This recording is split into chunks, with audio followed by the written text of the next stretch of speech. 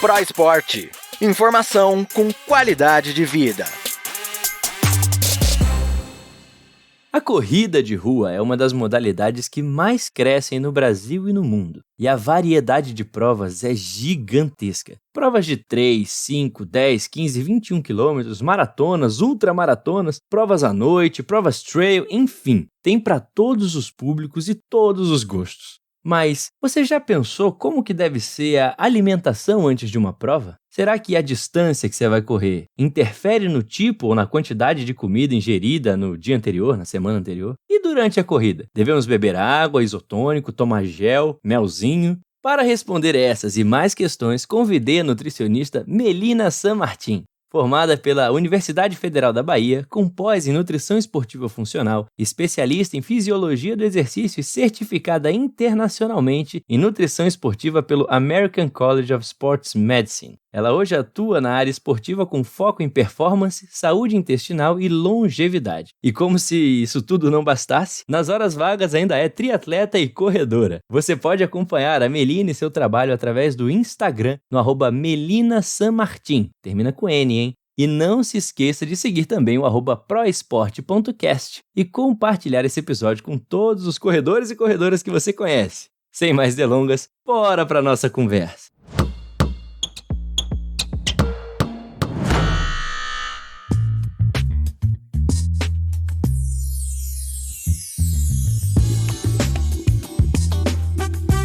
Melina Sanmartin, seja muitíssimo bem-vinda ao ProEsport. Oi, Léo, muito obrigada pelo convite. Vai ser um prazer falar sobre nutrição e corrida, a minha principal paixão, né? Eu comecei pela corrida antes de ser triatleta, eu sou mais corredora do que a triatleta. Olha aí, que maravilhoso, que sensacional. E aqui, Melina, eu gosto de já começar com o pé na porta, já começar acelerando, e eu vou te perguntar logo qual é a importância da dieta para o praticante de exercícios físicos no geral. Eu sou muito da base da saúde, então eu acredito que a atividade física e uma alimentação mais saudável, pelo menos a maior parte do tempo sendo saudável, em 70%, 80% das nossas escolhas, é o que faz a gente ter longevidade. Por isso que eu acabo trabalhando muito com as três coisas, porque eu tento trazer isso para a consciência das pessoas. E para o praticante de exercício que gosta de ver desempenho ali, que gosta de ver o ritmo, o pace diminuindo, aí é muito mais importante ainda, porque eu costumo dizer que o treinamento ele é o rei, mas a nutrição ela é a rainha. E juntos eles conseguem formar um reinado potente, forte, porque a nutrição ela consegue otimizar a adaptação do treinamento. Sensacional, adorei o rei e rainha, é muito boa analogia. Pois é. Você já comentou a respeito do corredor, né? A respeito de uma longevidade, ter um plano nutricional que acompanhe o atleta durante todo o processo de treinamento. Mas para hoje, vamos fazer um recorte de assim, próximo de uma prova. Queria saber o que um atleta precisa fazer próximo à prova para estar preparado para ela, nutricionalmente falando.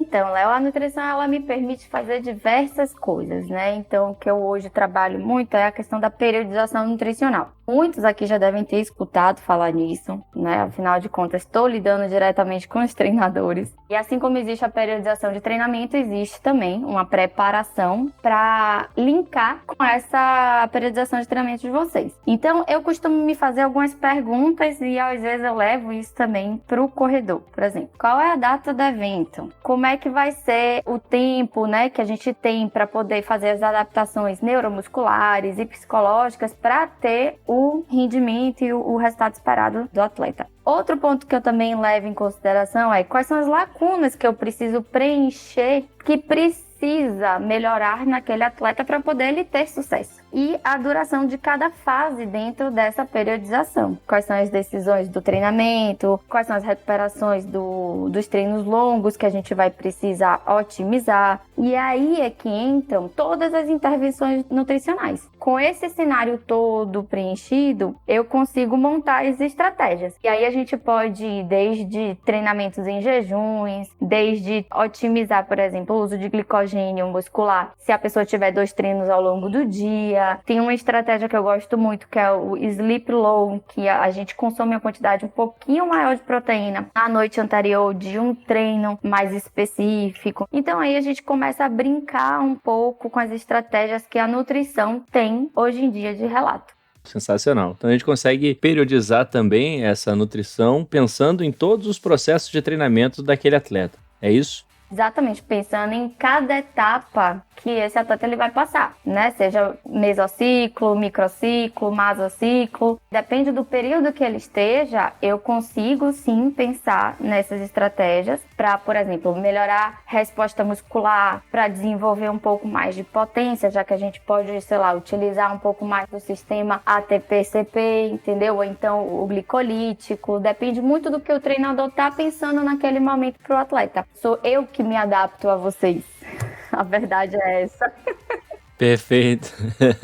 Eu gosto muito desse raciocínio multidisciplinar, né? Do treinamento e do planejamento do atleta. Isso é sensacional. É verdade, isso é muito bom e faz diferença quando eles põem em prática. Com certeza. Agora, Melina, muita gente fala que no dia anterior à prova, digamos, a pessoa vai correr uma meia maratona. É bom comer carboidrato, encher o prato de macarrão, comer arroz na noite anterior para encher bastante o corpo de carboidrato de energia para ter essa energia durante a prova. É por aí mesmo? Não é bem por aí? O que você pensa a respeito disso?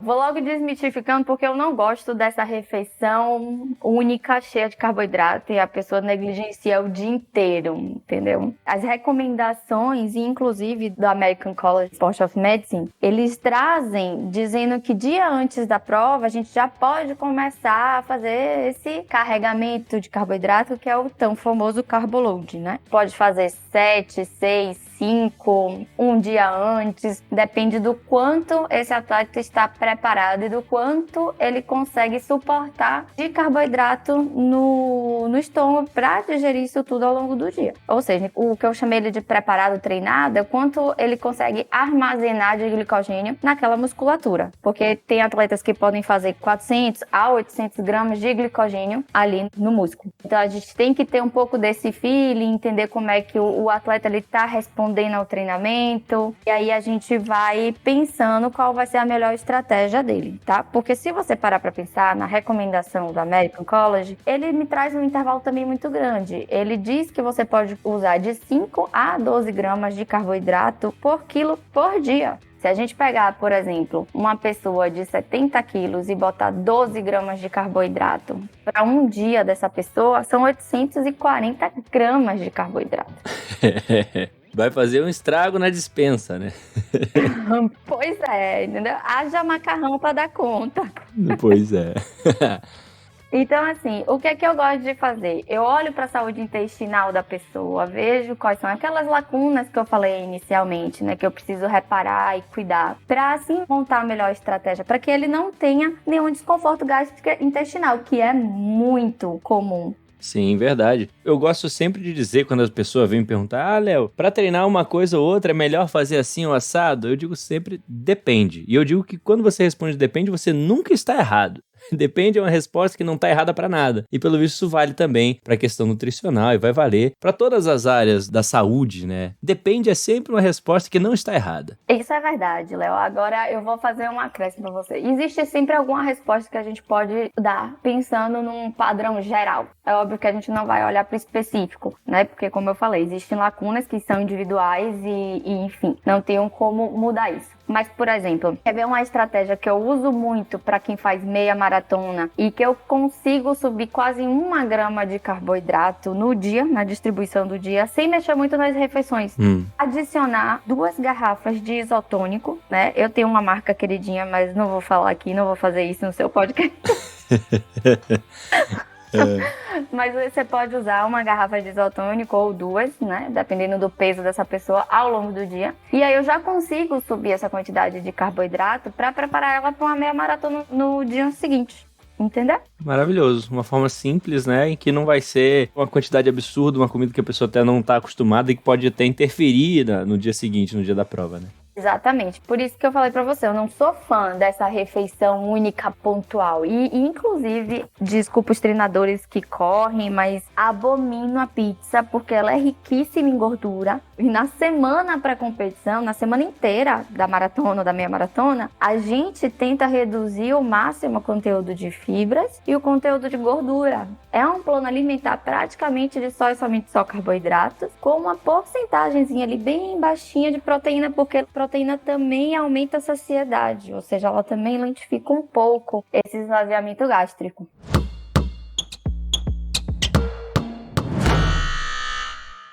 Agora, muito se fala em tomar aquele gel de carboidrato, outras formas de carboidrato, isotônico ou água durante a prova. Pra gente começar esse papo, você pode explicar pra galera que tá ouvindo o que é uma reposição eletrolítica? O que é esse termo? O que significa isso? É basicamente repor aqueles sais que a gente perde através do suor. Então, quais são eles, né? Os principais: sódio, potássio, cálcio e magnésio. Nessas quantidades, assim, eles são perdidos do maior para o menor. Muito bem. E existe diferença real entre essas três opções que eu falei agora? Tomar carboidrato, tomar isotônico, tomar água? Já se sabe se um é melhor que o outro? Como é que é?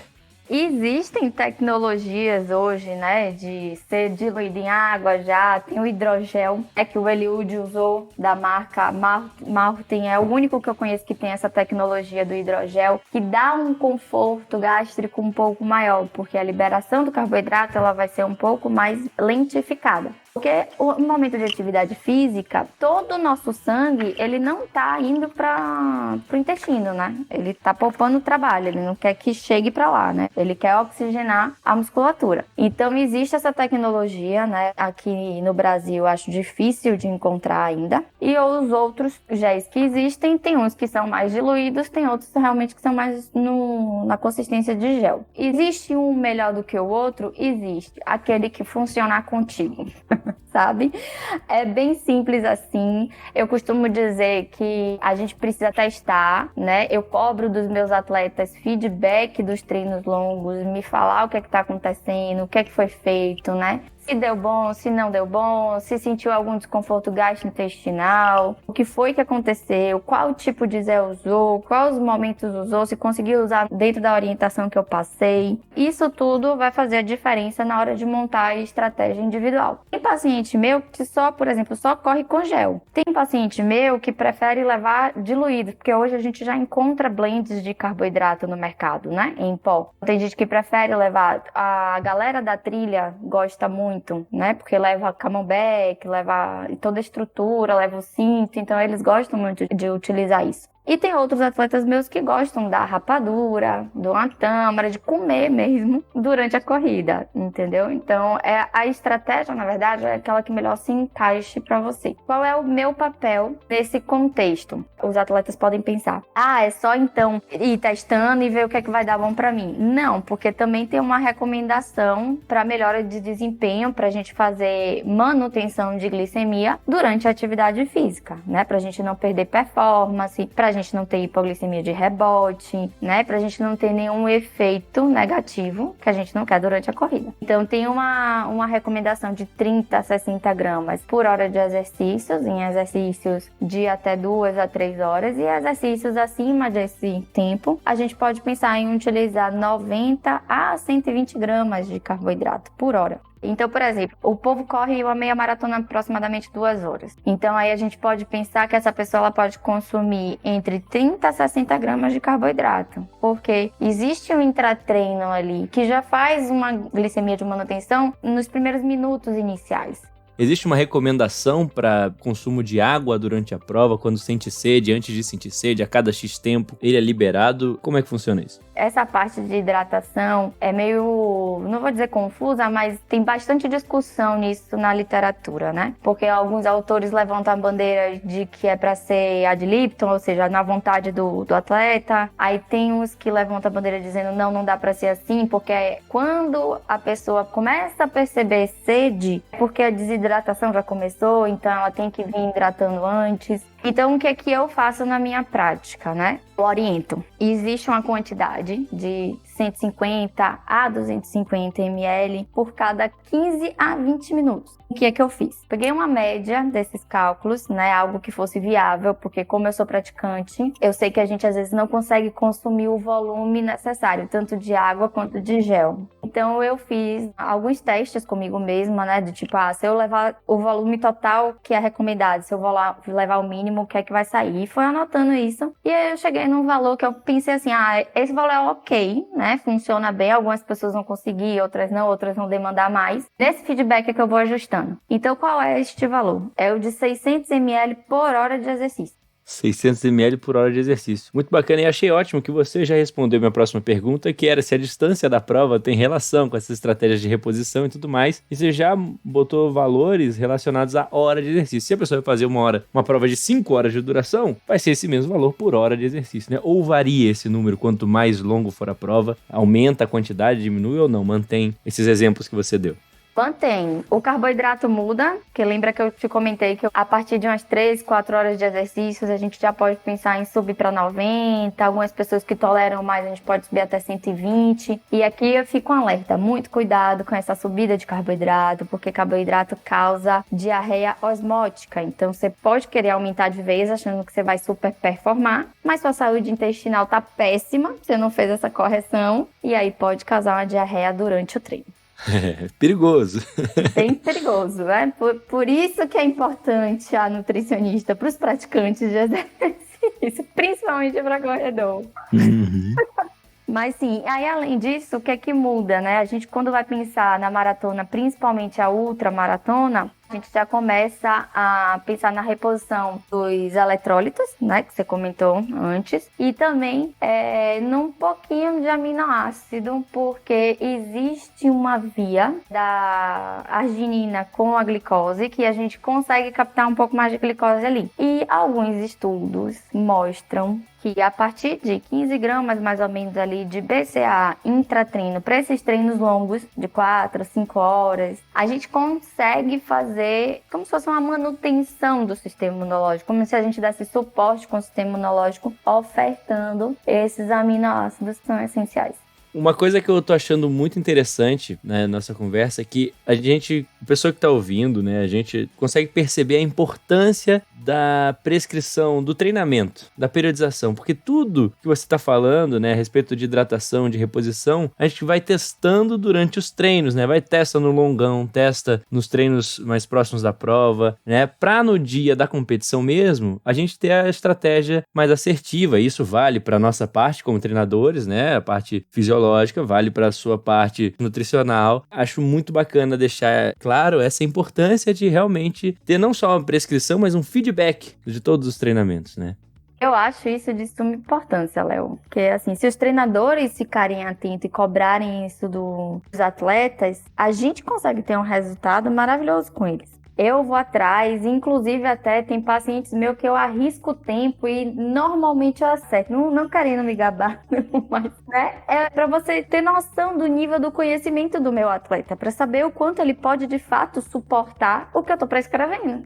E aí, Melina, fizemos os treinos, fizemos a prova, fizemos a periodização nutricional, comemos tudo bonitinho, certinho, mas terminei a prova. O que eu faço a partir daí nutricionalmente? Eu preciso comer logo depois, vou comer logo uma feijoada que eu tô cheio de fome, vou comer pizza, vou fazer o que depois dessa prova?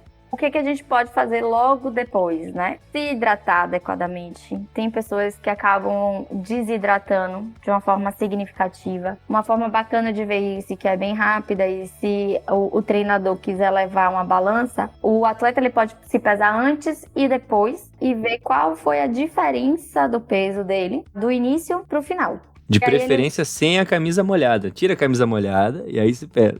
Isso, tira.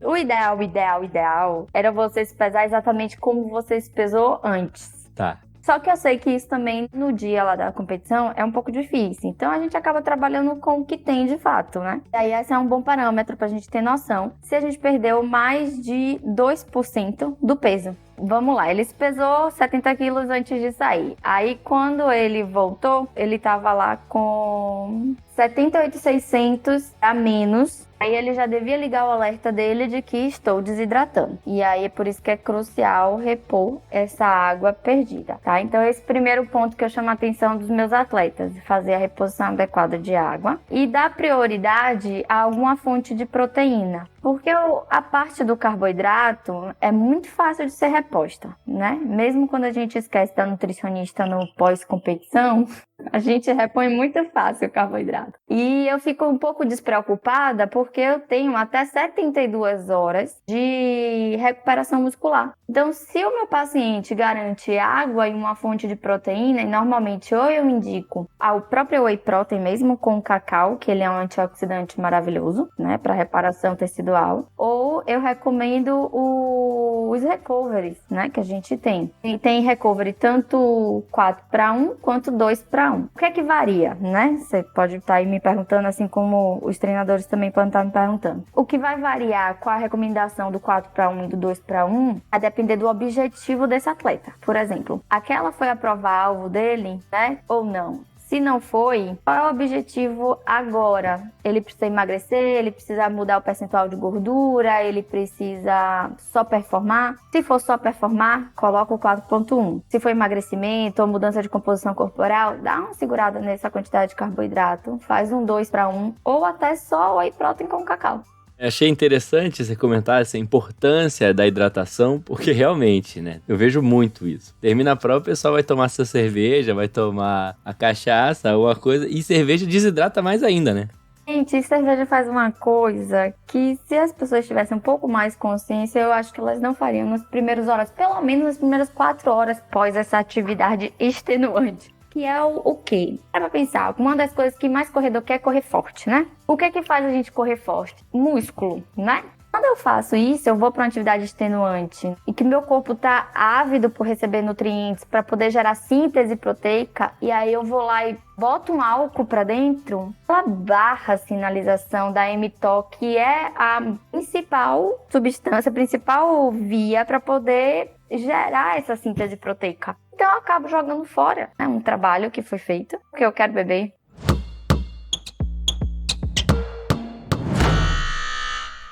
Agora, Melina, você também é triatleta, é corredora. Você corre maratona também? Qual a sua prova preferida aí? Vou te falar que eu gosto das distâncias meia, tá? Então, eu gosto dos 21 quilômetros, eu gosto de 70,3. Já fiz maratona, certo? Eu já fiz 3. Pretendo fazer uma outra. Mas, por exemplo, eu nunca iria para um 140,6. Aqui é o full do Ironman, por exemplo. Não por... Melina, você tem medo de ficar muito tempo? Não por tempo, mas é porque cada um sabe do seu objetivo pontual, né? Ontem mesmo eu encontrei com algumas amigas minhas do triatlon e ela falou assim pra mim, Mel, eu desisti da prova agora que vai ter, porque você tem que abdicar de tudo. Da sua vida social, né? Da sua família, tudo. Porque você vive por treino. Então, assim, é realmente algo que eu não penso, porque eu acredito muito que o treinamento, ele tem que me dar prazer também, ele tem que ser prazeroso pra mim também. Então, até a maratona, eu acho que é possível você manter ali também sua vida, né, fazendo suas coisas, o trabalho, porque é a nossa função principal, né, eu sou nutricionista, não sou atleta, e continuar aí me desafiando. Então, acredito que em breve eu voltarei para as minhas meias maratonas com frequência, que é o que eu gosto de fato fazer, e mais na frente eu vou encaixar uma maratona aí. Que legal, menino. A gente tem falado de todas as estratégias de reposição, estratégias nutricionais, como planejar e tudo mais. A gente tem falado muito aqui de meia maratona. E as distâncias um pouco mais curtas, provas de 5, 10 quilômetros, elas também exigem esse planejamento bem detalhado ou elas são mais tranquilas? Você não precisa se preocupar tanto assim com a nutrição? Como que funciona? as provas de 5 e 10 quilômetros, elas só vão ser muito importantes para a parte nutricional. Eu digo assim, em quesito de estratégia. Porque assim, se você mantiver um plano alimentar bom, né, saudável, comendo bastante fruta, legumes, verduras, que é o que tá, os nutrientes que o nosso corpo precisa para sempre estar em equilíbrio, você sempre vai conseguir fazer uma prova de 5 ou 10 quilômetros. Seu corpo vai responder e vai recuperar para isso. Onde é que começa a mudar e aí as estratégias nutricionais começam a ser mais efetivas? Quando a pessoa quer performar, quando a pessoa quer fazer uns 10 quilômetros para 32 minutos, no máximo até 40, entendeu? Aí as estratégias nutricionais vão fazer uma diferença muito significativa no rendimento dessa pessoa. Até porque eu tenho, por exemplo, atletas de curta distância, estão mudando agora, estou fazendo a transição, mas eu tenho até uma mulher e ela tem treino praticamente todo dia. Ela tem 1 ou 2 dias off na semana de corrida, porque de 4 a 5 vezes na semana também ela faz o treinamento de força e potência, que é a musculação. Então, assim, acaba sendo também um volume semanal alto para essas pessoas que querem performar nessas distâncias. Não é algo fácil. Então, a relação volume e intensidade está muito linkada com isso, né? Tá muito linkado. E eu queria que você deixasse aí pro pessoal que tá ouvindo a gente, que pensa em participar de uma prova mais longa, uma meia maratona, uma maratona, talvez uma ultra. Você tem uma dica para essa pessoa? Seja essa dica nutricional ou uma dica da experiência que você vivencia, né? Qualquer dica, fica à vontade. Então, eu quero deixar um recadinho de nutricionista, né, pra galera do Endurance, que pensa em fazer uma distância um pouco mais longa. 5 etapas para poder evoluir e ter uma auto performance, seja em que esporte você queira adotar, né? A primeira é se preparar para isso. Tenha um treinamento, né? Acompanhe com o treinador, esteja preparado para o que vai estar por vir. O segundo item é seja leve, peso mesmo. Peso conta, peso é importante, então você tem que estar leve para poder botar força e ter mais resposta. Terceiro ponto é o relaxamento. Sua musculatura precisa descansar. Então, sono é muito importante, fazer liberação, né? Dar os nutrientes corretos para essa musculatura ela reparar de forma mais eficiente. Quarto item é o carregamento de carboidrato. Foi o que a gente comentou aqui a maior parte do tempo. Que aí a gente precisa entrar com as estratégias para otimizar a sua performance. E com tudo isso alinhado, vem o quinto ponto, que é o estado do desempenho mesmo, de você ir melhorando. E isso vem com o tempo. Então, esteja ciente que não vai ser em uma semana, não vai ser em 5 meses, né? Enfim, cada um tem seu tempo. Mantenha a base firme que você vai conseguir alcançar o seu objetivo. Sensacional. Depois de um recado desse, não tem nem mais o que dizer. Tem sim, venham a mim, vamos montar isso junto, treinadores me procurem. Tô brincando. É isso aí, Melina, é isso aí. Procure a Melina. Melina, para te procurar, o melhor caminho é o Instagram, tem um e-mail, como é? Pode ser através do Instagram mesmo, no inbox ou então no direct, né? Direct lá no Instagram, @melinasanmartin, Martin com N no final, hein? Exato. Gente, você que ouviu a gente até aqui, muitíssimo obrigado. Nos vemos daqui a 15 dias, até breve e tchauzinho. Melina, se quiser dar um tchau pra galera, fica à vontade. Tchau, gente. Espero que eu tenha contribuído para um pouquinho da parte nutricional para vocês, tá? E qualquer coisa, estou à disposição.